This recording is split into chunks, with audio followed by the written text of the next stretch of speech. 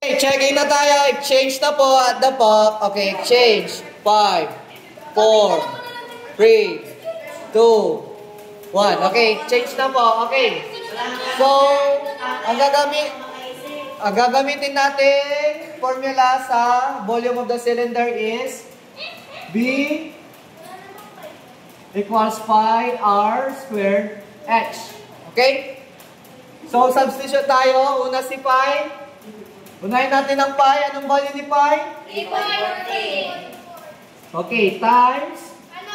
4. Okay, ano yung radius natin is 4, di ba? 4m. Okay. Square, no? Sir, bakit may parenthesis pa dun sa meron? Yes, mas maganda pag may parenthesis para hindi kayo malito. Okay, next. Kahit walang parenthesis, pwede. Okay, walang parenthesis, pwede. Okay, next. Times height. Ano yung height natin? Yung magkano?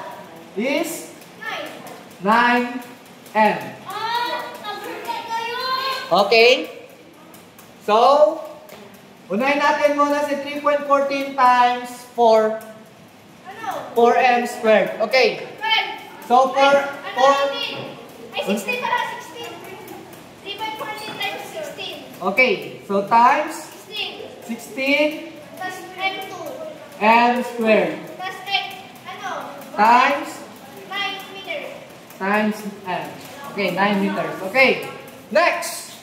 Yung 3.14 times 16. Okay, 3.14 times 16.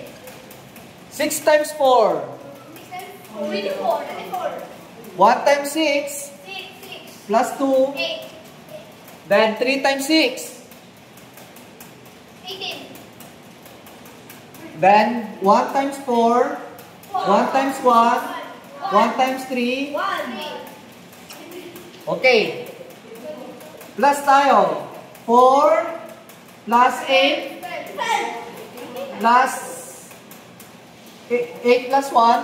10. Okay. 9 plus 1, 10. Then 1 plus 1 plus 3.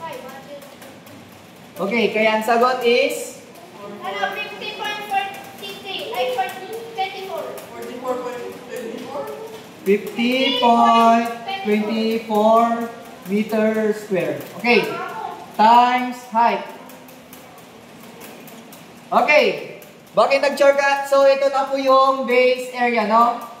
Ito na yung base area. So, ita-times na lang natin si height kay 9, no? So, times 9 tayo.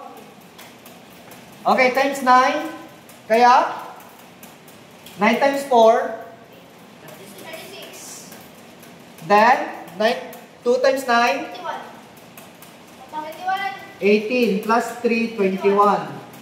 Then, 0 times 9 0. plus 2.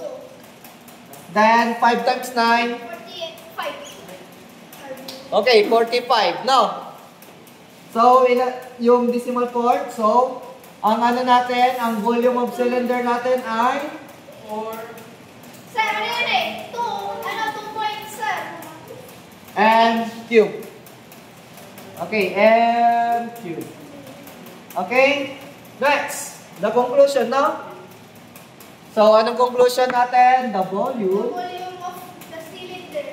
The volume of the cylinder Is 452.6. is 4